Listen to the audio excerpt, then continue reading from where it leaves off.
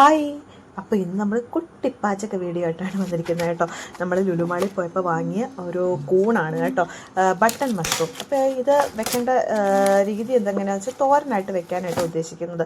അപ്പോൾ ഇത് കഴിക്കണമെന്ന് ഒരുപാട് നാളായിട്ട് ആഗ്രഹിക്കുന്നു. നമ്മുടെ ഇവിടെ അടുത്തൊന്നും കിട്ടാനില്ലാത്തതുകൊണ്ട് നമുക്ക് അവിടെ ചെന്നപ്പോൾ ഇത് കണ്ടു, അപ്പോൾ വാങ്ങാൻ തോന്നി വാങ്ങിച്ചു. നല്ല രസമുണ്ട് കേട്ടോ, അത് പിടിച്ച് നോക്കാൻ തന്നെ നല്ല സോഫ്റ്റ് ആയിട്ടാണ്, നല്ല രസമില്ലേ. അപ്പോൾ ഇതിന് ബട്ടൺ മഷ്റൂം എന്നാണ് പറയുന്നത്, അതിനൊരു ബട്ടൺസിൻ്റെ ഷേപ്പൊക്കെ ഉണ്ടല്ലോ. അപ്പോൾ അത് നമ്മൾ കഴുകണം കേട്ടോ, നല്ല അഴുക്കുണ്ടായിരുന്നു. അപ്പോൾ അത് നമ്മൾ നന്നായിട്ട് കഴുകണം. അപ്പോൾ വെള്ളത്തിലൊക്കെ ഇട്ട് ഇങ്ങനെ പിടിച്ചപ്പോൾ അത് നല്ല സുഖമുണ്ട് കേട്ടോ.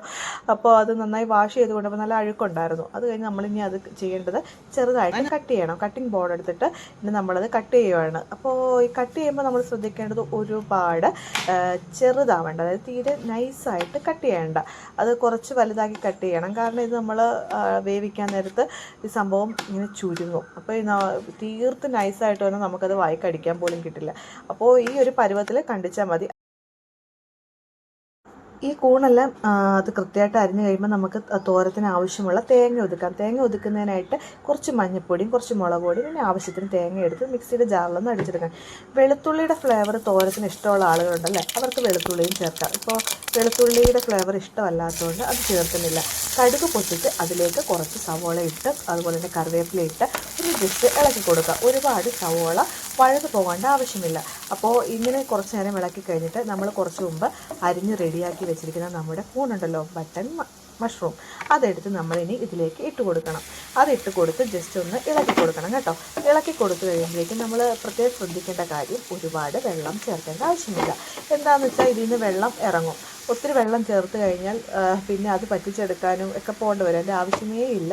ഇതിൽ നിന്ന് തന്നെ വെള്ളം ഇറങ്ങും. നമ്മൾ ആവശ്യത്തിനുള്ള ഉപ്പും കൂടെ ചേർത്ത് കൊടുത്ത് നന്നായി ഇളക്കി ഒന്ന് തട്ടിപ്പൊത്തി വെക്കുക. ഈ തട്ടിപ്പൊത്തി വെക്കുക എന്നാണോ നിങ്ങളും പറയുന്നത്? അതായത് ഇതെല്ലാം കൂടെ ഒന്ന് ചേർത്ത് ഒരു എന്താ ഞാൻ കൂട്ടി വെക്കുന്നുണ്ട്, അതിനാണ് തട്ടിപ്പൊത്തി വെക്കുക എന്ന് പറയുക. നിങ്ങളങ്ങനെ പറയുകയാണെങ്കിൽ കമൻറ്റ് ചെയ്യണേ. അപ്പോൾ ഞാനതെല്ലാം പൊത്തി വെച്ച ശേഷം അടപ്പ് തുറന്ന് നോക്കിയപ്പോൾ നോക്കിയിട്ട് എന്ത് വെള്ളമാണെന്ന് നോക്കിയാൽ അതിൽ നിന്ന് ഇറങ്ങിയ വെള്ളം കേട്ടോ, ഒരു തുള്ളി വെള്ളം പോലും അതിൽ ഒഴിച്ചിട്ടില്ലായിരുന്നു. അതിൽ നിന്ന് വന്ന വെള്ളം തന്നെയാണ്. ഇത് നമ്മൾ ഒതുക്കി വെച്ചിരിക്കുന്ന തേങ്ങ, മഞ്ഞളും മുളകും ഒക്കെ ഇട്ട് ജസ്റ്റ് ഒതുക്കി വെച്ചിരിക്കുന്ന തേങ്ങ ഇട്ട് കൊടുത്തു. തേങ്ങ ഇട്ട് കൊടുത്ത് അതൊന്ന് അതിൻ്റെ പൊക്കത്തോട്ട് ഇട്ട് വെച്ച് നേരത്തെ പറഞ്ഞ പോലെ തട്ടിപ്പൊത്തി വെക്കുക.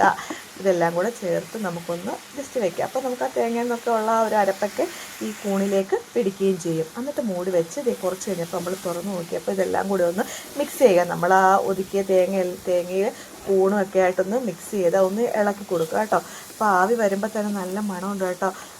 ഇത് കഴിച്ചിട്ടുണ്ടെങ്കിൽ നമ്മൾ ആദ്യമായിട്ടാണ് ഉണ്ടാക്കുന്നത്, പക്ഷേ ടേസ്റ്റ് അപാരം തന്നെ കേട്ടോ. എല്ലാവരും വാങ്ങി ഉണ്ടാക്കി നോക്കണം, നല്ലതാണല്ലോ കൂണ്. അപ്പോൾ ഏകദേശം നമ്മുടെ തോരൻ റെഡി ആയിട്ടുണ്ട്. ഇത്രയേ ഉള്ളൂ, വളരെ സിമ്പിളാണ്. 5 മിനിറ്റ് കൊണ്ട് നമുക്ക് തയ്യാറാക്കാൻ പറ്റുന്നൊരു കാര്യമാണ്. ഒരുപാട് വേവിൻ്റെ ആവശ്യമൊന്നും കൂണില്ല. വളരെ പെട്ടെന്ന് തന്നെ തയ്യാറാക്കുന്നൊരു കാര്യം തന്നെയാണ് കേട്ടോ ഇത്. അപ്പോൾ നന്ദുവിന് സ്കൂളിൽ കൊടുത്തു വിടാൻ വേണ്ടിയിട്ടാണ് രാവിലെയുള്ള ആ ഒരു തിരക്ക് പിടിച്ച സമയത്താണ് തയ്യാറാക്കിയത്. പക്ഷേ നന്നായിട്ടുണ്ടായിരുന്നു, നല്ല സ്വാദും ഉണ്ടായിരുന്നു. അപ്പോൾ എല്ലാവരും ഇത് തയ്യാറാക്കി നോക്കണം. നമുക്ക് മറ്റൊരു കൊച്ചു വീഡിയോ ആയിട്ട് വീണ്ടും കാണാം.